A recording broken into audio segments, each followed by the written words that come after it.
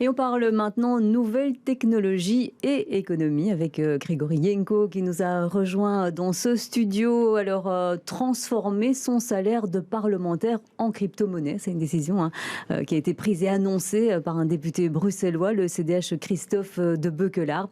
C'est vrai que c'est une décision, Grégory, qui peut paraître un peu étonnante parce qu'on sait que le cours des crypto-monnaies est très fluctuant. Alors, est-ce que c'est une prise de risque calculée ou est-ce que c'est un investissement dangereux ?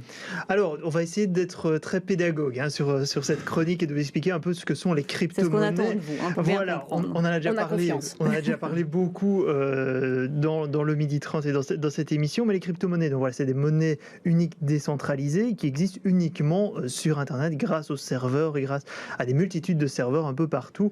Donc voilà, ce n'est pas créé n'importe comment, comme pour l'or ou d'autres richesses. Finalement, les cryptos sont limités et rares. Donc, par exemple, le Bitcoin, on a 21 millions de Bitcoin, point. Comme de l'argent, finalement, que vous avez partout, il y a quand même un certain nombre de billets et de pièces qui circulent. Pour les crypto-monnaies, c'est la même chose. Il faut le voir finalement comme une valeur alternative. Par exemple, quand vous allez chez le boulanger et que vous payez votre pain 1,50 €, vous et votre boulanger, vous avez confiance au fait que ce pain a une valeur d'1,50 €, que c'est l'équivalent du travail demandé pour la fabrication du pain. Pour la crypto-monnaie, c'est pareil. On obtient une crypto-monnaie en la minant, donc en la fabriquant sur ordinateur grâce à des puces électroniques et des cartes graphiques, soit en l'achetant à quelqu'un d'autre. Donc vous lui donnez une valeur et avez confiance en cette valeur. Sauf qu'ici, la monnaie est décentralisée, elle n'appartient à aucun État, il n'y a aucun État qui donne finalement de la valeur à l'argent. Et cela se fait finalement selon l'offre et la demande. Quand beaucoup veulent acheter, le prix monte. Quand beaucoup veulent vendre, le prix descend. Et avec l'explosion du nombre de nouvelles crypto-monnaies, les valeurs évoluent énormément pour le moment.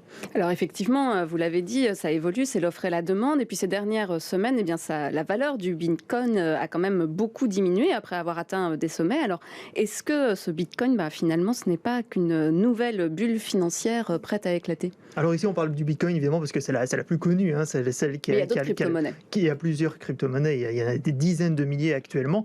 Alors on pourrait se dire ça, en effet, que le Bitcoin, pour le moment, c'est un peu une bulle qui est en train d'éclater vu la valeur qui descend.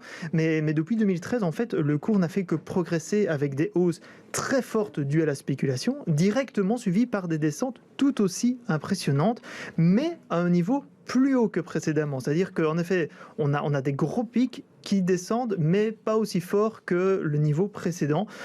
Finalement, on est un peu loin de la bulle Internet qui avait éclaté dans les années 2000, où là, ça s'était vraiment cassé la figure très bas. Alors après, cela reste un placement avec des risques, et Christophe de Beuquelaar le dit lui-même, justement, dans l'Écho ce matin. Je le fais car je suis privilégié et que j'ai des réserves. Donc voilà, c'est très dangereux de mettre tout un salaire dans une telle valeur fluctuante. Voilà, c'est une grande volatilité, j'y arriverai, faites attention avec cela. Et puis alors on parle souvent aussi, quand on critique un petit peu ces crypto-monnaies, de leur impact environnemental. Est-ce que c'est vraiment si désastreux que ça pour la planète ? Alors c'est une grande question qui divise évidemment entre ceux qui ont des crypto-monnaies et ceux qui justement estiment que c'est très dangereux. Alors l'impact en termes d'émissions de CO2, il est quand même limité. En fait, énormément d'électricité est utilisée pour les crypto-monnaies. On parle de plus de 100 TWh par an, ce qui est autant que la consommation énergétique des Pays-Bas, par exemple. Mais impressionnant. 80% de ces énergies, c'est des énergies renouvelables, donc, selon une étude de l'université de Cambridge. Par contre, le problème, c'est au niveau des déchets électroniques, parce que, comme je vous l'ai dit, il faut miner ces crypto-monnaies, donc les fabriquer avec des ordinateurs. Et en fait, le problème, c'est que ces puces électroniques ne durent pas très longtemps. C'est une durée de vie de 1,29 ans seulement quand on mine des crypto-monnaies, par rapport à un ordinateur que vous utilisez quand même, une petite dizaine d'années, plus ou moins.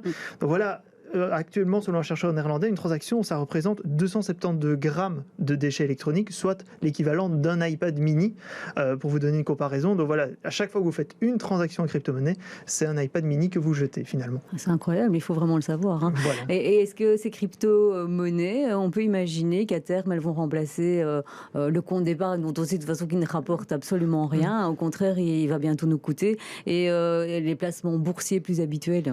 Alors pour le moment, on est encore loin. En Belgique, Belgique en tout cas. Pour le moment, c'est plus vu comme de la spéculation, des initiatives timides d'investissement, mais ça peut servir plutôt pour des pays qui ont connu des gros problèmes d'inflation de monnaie. Justement, nous on a la chance entre guillemets d'avoir l'euro qui est une monnaie assez stable, mais c'est pas du tout le cas dans plusieurs pays d'Amérique du Sud ou en Afrique où justement on utilise les crypto-monnaies parce qu'on estime que c'est un refuge pour se protéger des fluctuations de ces monnaies et d'être enfin indépendant financièrement.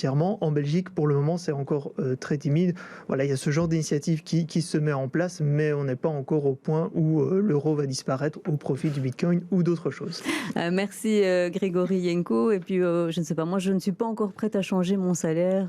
Je peux le comprendre. Sonnant et trébuchant contre des crypto-monnaies. Moi non plus.